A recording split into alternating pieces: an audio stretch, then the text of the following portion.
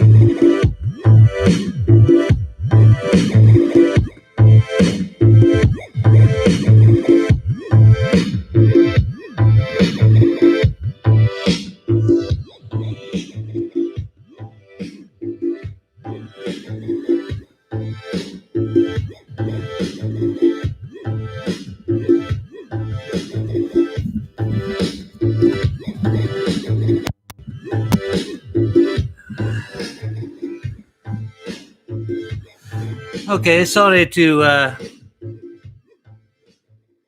spoil that little groove for you. I'll maybe do a little bit at the end, but I really need to be out of here in 1 hour. It's no, Beeble Brooks. It's actually a Brian Jones t-shirt. No massacre. I am a Brian Jones devotee. It is the Corrigap Ron Fiasco. Yes, it is. So thank you very much, because it would have cost $17.99, but with your Facebook post, I got in there and I got it for nothing. And it's been my constant companion through these dark days of lockdown. Not so dark, I have to say. In my case, I've absolutely had the best time ever, because now I can spend every moment of the day with my darling Solar Star and her lovely family. You got blocked. You've blocked another mod. You can't figure who. Oh. I have no idea who that could be, Robin. I just don't know. Let's say no more about it. So, as a subject for today's show, I thought I would carry on. Can everybody hear okay, by the way? Because I get confused with these mic settings sometimes. So what I have been listening to lately, I flip and flop on this magic thing all the time. For a while, I was like, I'm still doing the Golden Dawn curriculum, but I'm not as now. This brings me to a point. Remind me to get back to the comments from that guy Ignis Pentagram, because in fact I might as well do it now. I got a comment. I love comments. Please make lots of comments, and it helps the channel as well. Because the last time I asked for comments, I got like extremes amount of, even if it's just to say nice one, or even that was shit. I'd rather hear you talk about this or that. But a guy called, see, if I come out of here, it's going to mess with my music, and I like it in the background, even though you can't hear it. He asked, what grade would I consider myself in? And I hadn't really considered magical grades for a while, because I don't know if they're that meaningful. I think if you're maybe working within a magical order like the Golden Dawn or the OTO, it maybe is a little bit more important. But at the moment, I'm doing practicus rituals, which is the water grade. So I'm invoking the 4 powers of water. I'm doing body in Bria exercise. It's like a middle pillar, but you visualize there's 4. It's very complicated for anyone who doesn't know about these things. I don't really want to bore everyone with it, but what grade would I consider myself in? I think if I went into magical order, I'd probably be shunted down to neophyte or zealoter at best. Zealoter was really my best grade. It was the one I really tried hard, and I really was doing the pentagram rituals, hexagram rituals, the meditations, the breathing exercises, the extra reading material, the designing these little Enochian boards, which I've forgotten to take over. So, yeah, I am technically practicus, but it's self-initiated, you see. And I believe that it's very hard to be initiated on your own, because the whole idea of initiation is that you're suddenly, you're sometimes blindfolded, put into a very unfamiliar, sometimes scary situation. Baptism is a form of initiation when you're dunked in the water. But I believe in the old days, they would really hold your, because you want to provoke a feeling of being newborn, of starting again in many respects. So how can you surprise yourself? I think the best way is with psilocybin, to be honest. Every time you take psilocybin, you're surprised, horrified, amazed. So this brings me on to what I was really going to talk about today is, what is magic all about? It's my constant theme, and I only ask because I don't really understand it myself. There seem to be very different kinds of magic. Everyone you ask has a different definition. One of my favorite podcasts, although I do pick fault with it sometimes, is Glitch Bottle, Alexander Eth. And I've been listening to, see, there you go, Baz, with your what do you call it, ecclesiastical Latin. And Alexander F's very proud of his ecclesiastical Latin. Anyway, so I'm trying to figure out what these entities and spirits are, because I've never really successfully conjured a spirit. And Stephen Skinner, who is, probably the most acknowledged expert in the field, he says that magic is simply working through spirits. And I mean, he did go through the Golden Dawn, and I think in his younger days, he did kind of embrace the whole sort of spiritual aspect of magic. But now he insists that magic isn't even spiritual. It's simply conjuring demons or spirits or angels, getting them to do you a favor, and doing it in a very precise, almost scientific method. So it's very different from the kind of magic I know, which is a kind of self-improvement almost.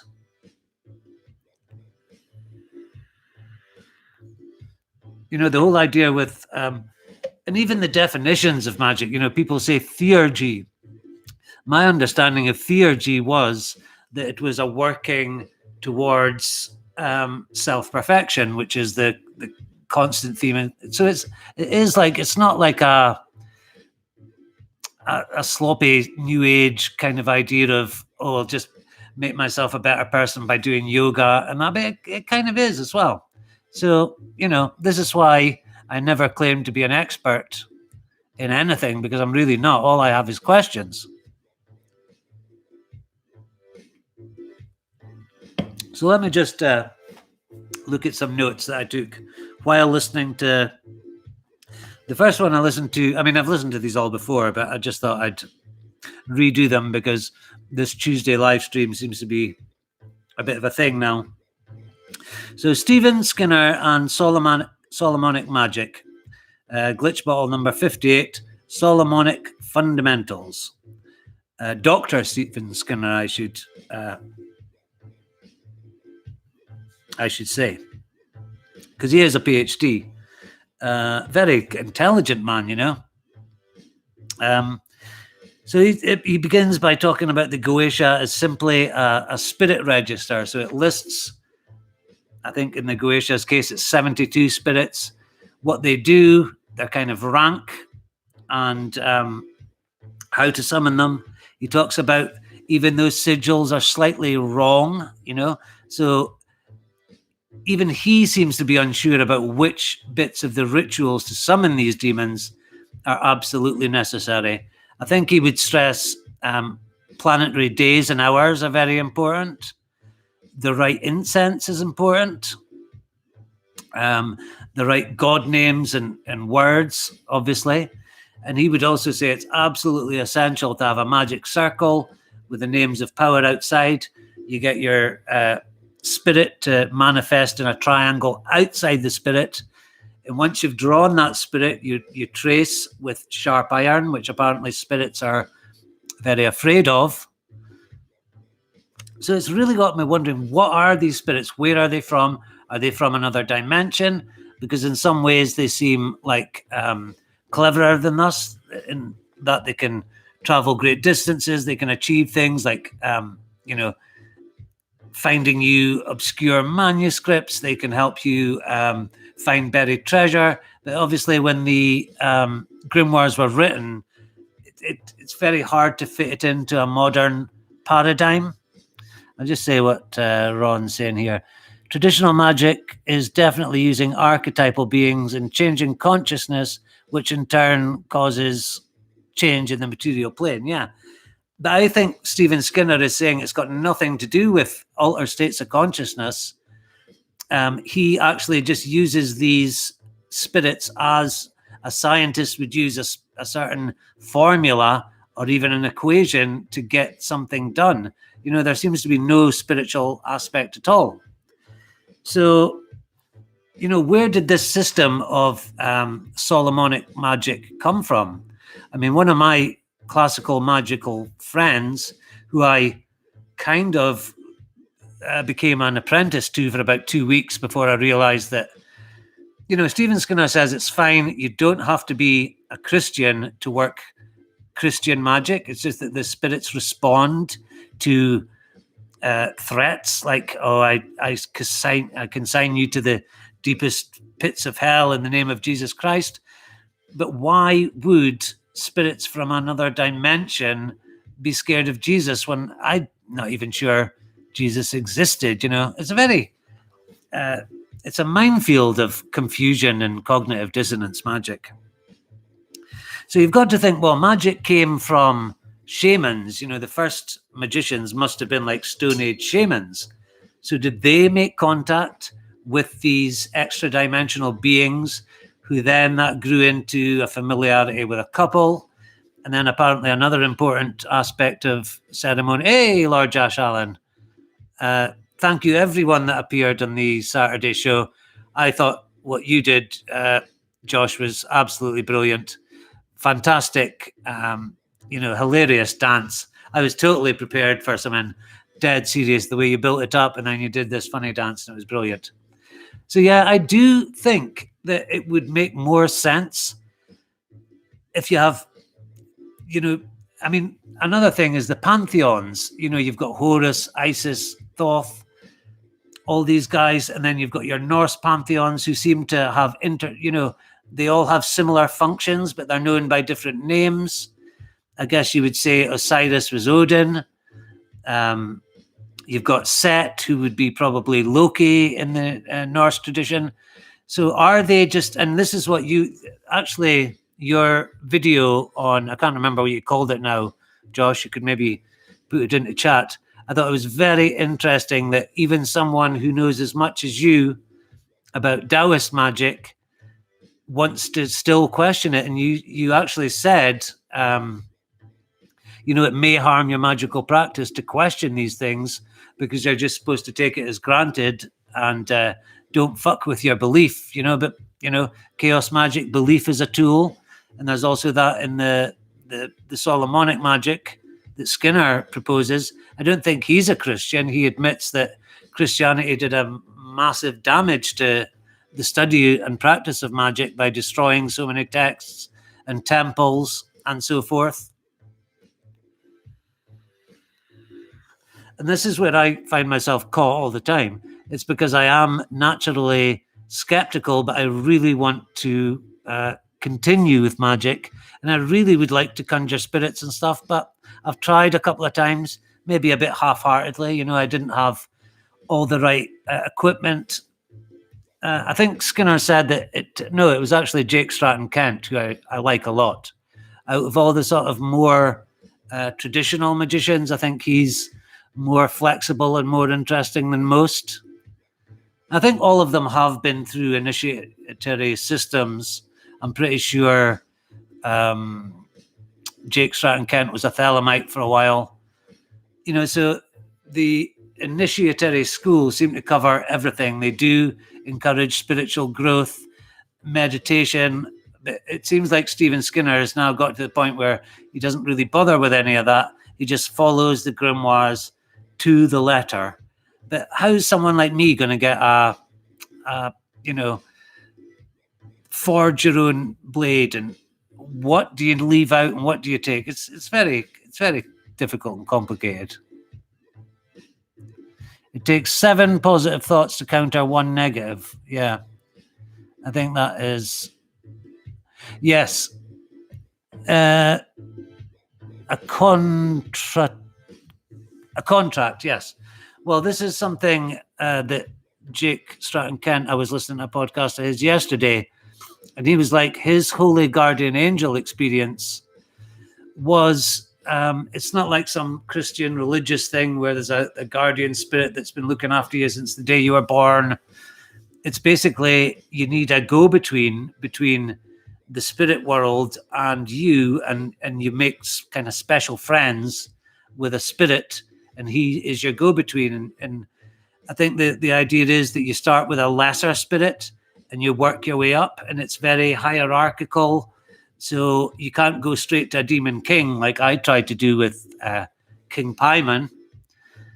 I tried to summon him straight away, and I got this is one of the only physical manifestations of spirit conjuration I've ever had. And I'd only got as far as drawing the sigil and falling asleep. I think I was possibly still holding the sigil or in contact with it, but I woke up like I'd been electric shocked, like I was plugged into the mains. It was really bizarre experience. I've had one minor electric shock before, and it was only comparable to that. So had I tried to contact a king, am I supposed to, there's so much conflicting information and systems. It does get very difficult to negotiate. What I'm really interested in is, what are these angelic, demonic, nature spirits, elementals? What are they? Where do they come from? Why do they...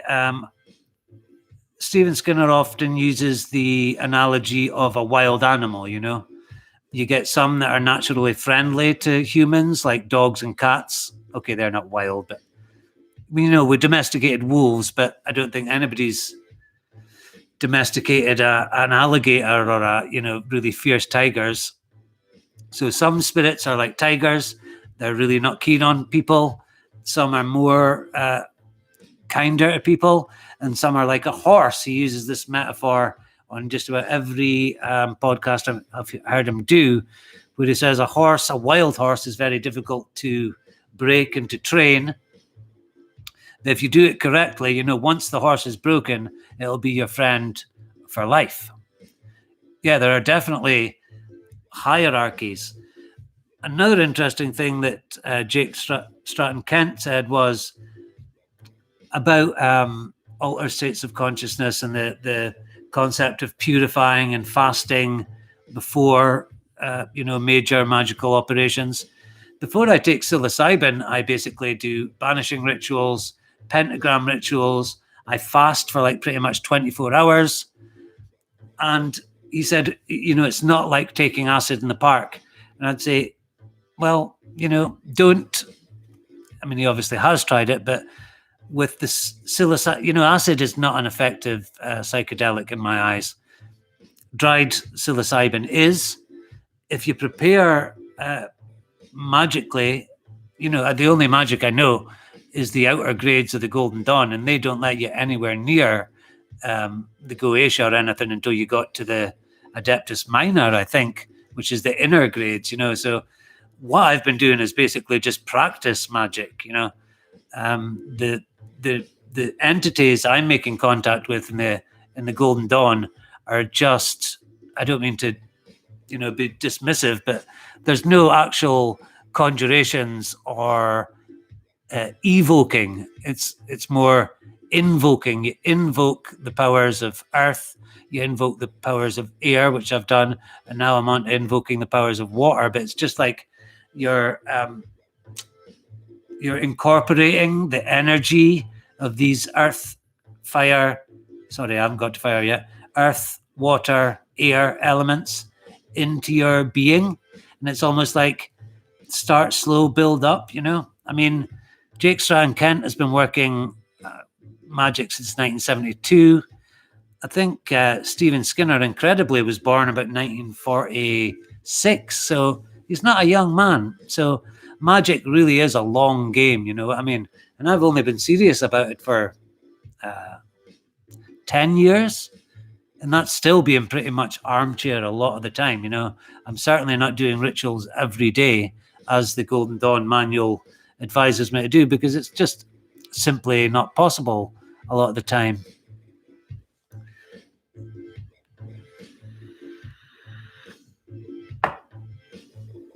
I'm still hearing the music. I don't think anyone else is.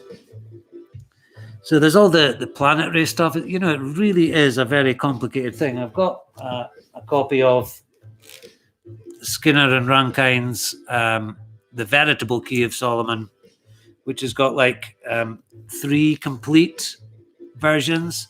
It's got the Latin in here as well.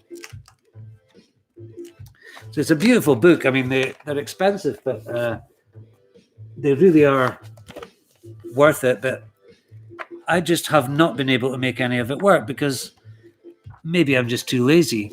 And that's why I kind of class myself as a bit of a chaos magician at the moment.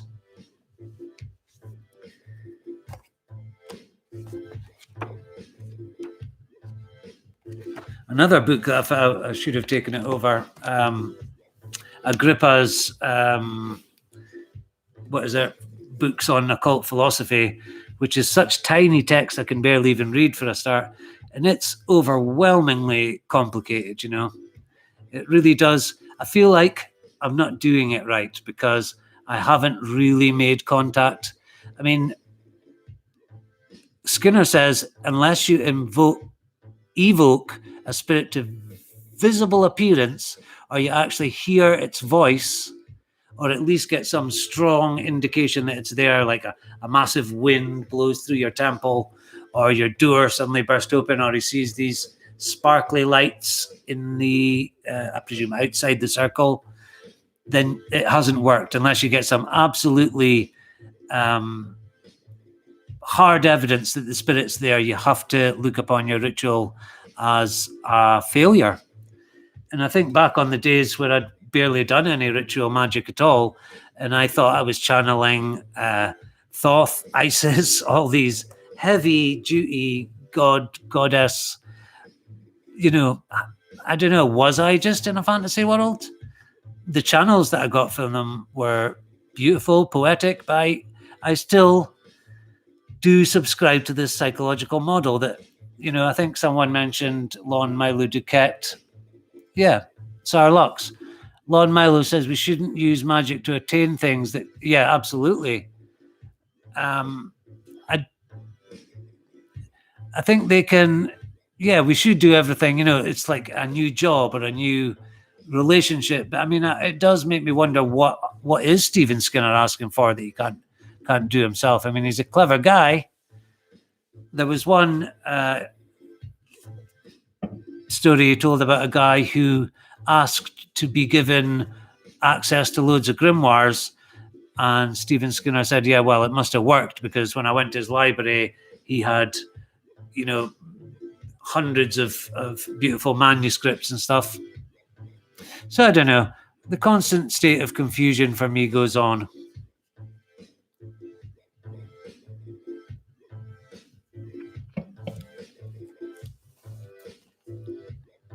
Another thing about what Skinner says about spirits is, especially the lesser sort of goetic demons, is they're kind of childlike in many ways. They've got a good sense of smell. They can hear very well, but they don't see very well. So if you dress up with a crown made of parchment and are suitably, your orations are good and memorized. I mean, I found it difficult to memorize. Like, I didn't actually find it that difficult. This one from the Arbitel of Magic. This is Joseph H. Peterson, another guy that's releasing a lot of these forgotten grimoires. I mean, what's that? 3 paragraphs? And it took me about 3 weeks to memorize just that little bit. That was when I was going through my classical Renaissance magic, really trying very hard.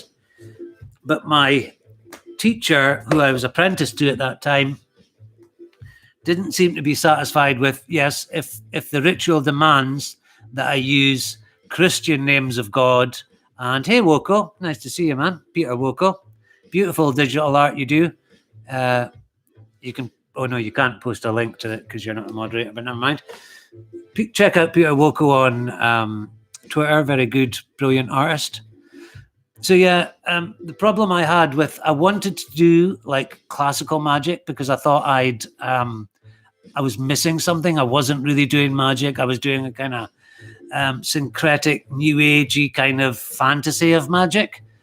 But when it really got down to it, the teacher was too inflexible about my belief, because I can't force myself to believe in God, let alone a Catholic God. And, anyone who reads the Catholic Catechism, which I actually bought and read, and I was like, no, I just can't do it.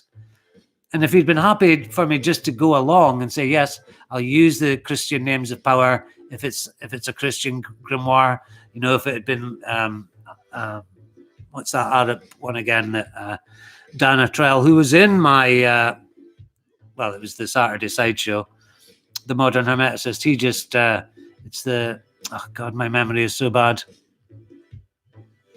Thank you, Baz.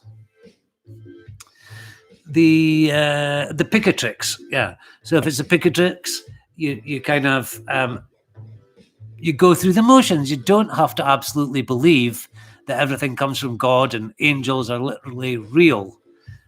You know, I sometimes wonder if magic was not once. Now this is kind of far out and new agey, but what if it was once an absolute, almost scientific system with symbols and specific sound and visual? You know, it seems to work on all five senses, so that would hint to me that it might be a multi-dimensional system for contacting even extraterrestrials or supra terrestrials. You know, I can't believe that you have spirits that are cowed by the name of Jesus Christ that aren't created by Christian magicians. It's the eternal question for me. How much is fantasy? How much are these things actually real? And I really do want to put it to the test. You know, I think if I took 2 or 3 days in this flat, purifying, consecrating, doing as much as I could from a traditional grimoire, although I've never had a clairvoyant experience in my life. I've never thought I was, cheers, Genocide, have a good day, man. I've never thought I was particularly psychically adept, but I'd really like to give it my absolute best try, because I feel like, you know, how can I comment on this stuff if I haven't actually tried it?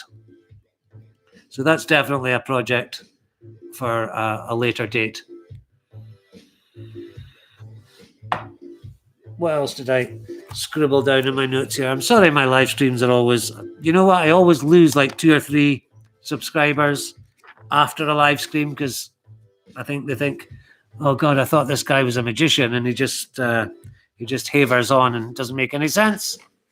Yeah, the fates. It really is, you know, 10 years in, I am less sure that I know anything than when, you know, I was reading Crowley as a teenager. Yeah, so that's very curious to me, that spirits who are supposed to be superior beings would be fooled into thinking that you may be King Solomon because you're wearing a parchment crown and wearing like all white linen and stuff. I don't know, man. There's something just not making sense to me here. They hear and smell better than they see. He says something interesting here. He tells about a pope. Someone asked Stephen Skinner if he ever used rituals in his music, and he said no, but a certain pope, I take it, you know, an old pope, used appropriate music. So he'd use Venusian music for Venus spirits and mercurial music for Mercury spirits. And Skinner says same as crop circles. Oh no, he said when he's tried to record evocations, you know, to so you don't have to read off a script. I've tried this myself. You record the evocation, and he says it just doesn't work. The same as if you are doing whatever in a crop circle, that doesn't work. But crop circles have been pretty much debunked, haven't they? See, it's the skeptic in me, man. There was also a question from of course, a Patreon thing about are there any unlisted spirits? You know, have they all been found, or can new spirits pop out of the ether? And do spirits have like a life? Can they die? And my answer to that would be, yeah, they die when people stop feeding them with energy. So, you know, it's my friend Sam Shadow's theory that, and mine, that a lot of these goetic demons are just old, you know, Sumerian, Assyrian gods that are no longer worshipped, apart from this tradition of ritual magic. Sarlocke says he's never been able to embrace fully the Judeo-Christian divine names in Western magic. No, I find them difficult as well, although I use them all the time in the Golden Dawn rituals. I think, it doesn't mean that you're subscribing to the system to make this magic work, apparently. It's complicated, it really is. Magic is one of the most mind-blowingly complex things I've ever tried to understand, English literature, literary theory, all that stuff is a piece of piss compared to this stuff.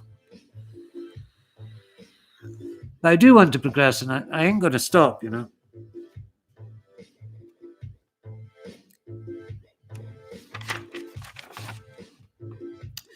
There's another thing.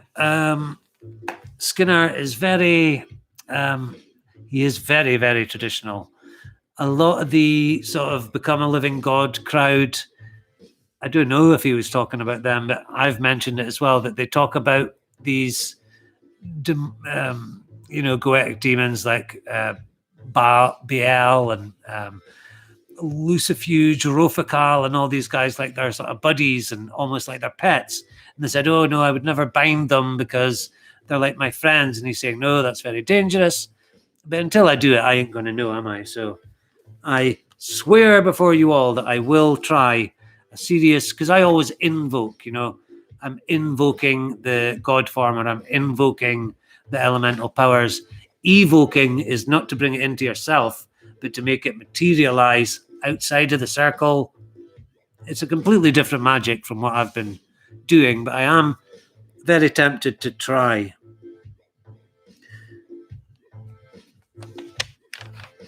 So, yeah, Skinner also says that it's amazing how when he looks into ancient Arabic magic and ancient Jewish magic and into ancient Greek magic and even Christian magic, that the ideas are basically the same. And he says he doesn't think that they traveled through culture like, the Silk Route. That's how I thought magic got spread. But he's saying there are some kind of underlying spiritual realities. Okay, thank you, Robin. See you soon. That can be uncovered through basically shamanic techniques.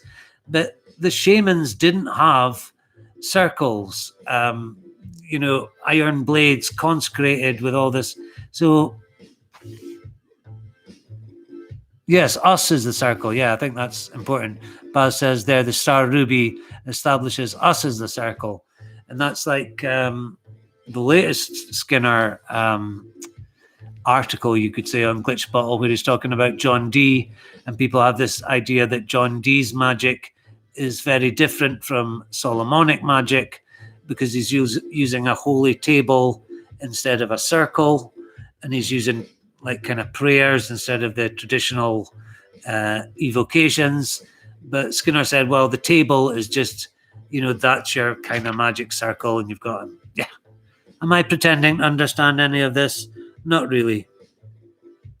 So Skinner insists on physical phenomena, visible,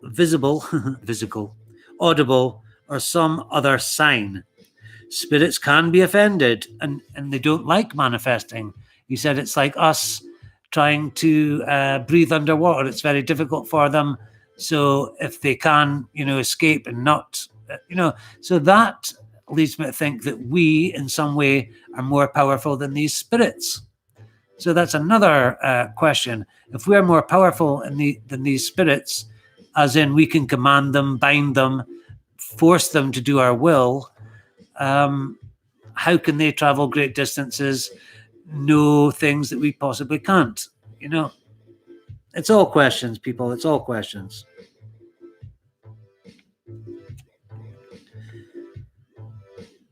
How to tell if you're fantasizing.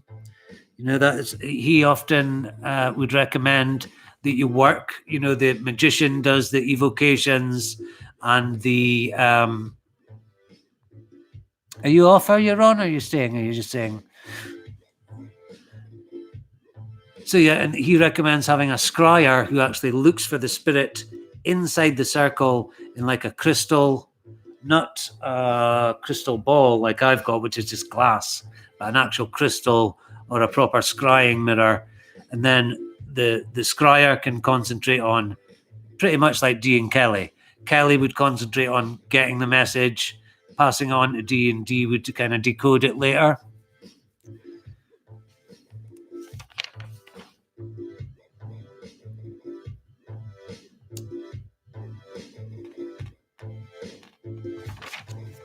Yeah, so it's just, as ever, more questions. You never get any answers with Zaroth, the fake mage. So I'm coming up on the hour now, so I'll just play out with a little bit of music. Thank you so much for everyone that keeps showing up. We've got Ron Fiasco, Robin Eaglesong, Baz, Sarlux, Peter Woko, Jonocide.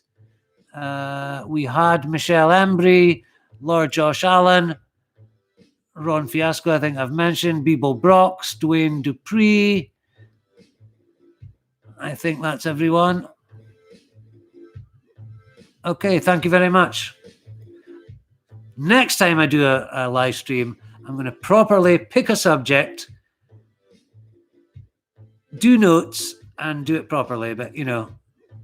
Oh, Charles Williamson. Glad you could make it. I'll just read quickly, while I've got the microphone in front of me, one little poem that I wrote deliberately in an old-fashioned kind of way when I was a zealoter, and I was really trying very hard to do magic. And it's called The Zealoter. A Prospero howls o'er electrical storms, invoking four powers of earth. Glow symbols and names, Adonai Melech, the gleam on the brilliance of gems. I am but a babe, beginning travails, but my life is already transformed. With my sword I will trace infinite space, and daemons do raise with my wand. O Isis, O Horus, O angel of mine, I summon thee all unto me. O Thosis, O Hathor, and thee Belaroth, you fill up my chalice with wine. By my will and my oath, I will follow this path, forgetting my deeds and my name. A moment with thee is all that I seek, consciousness beyond space and time. Farewell, people.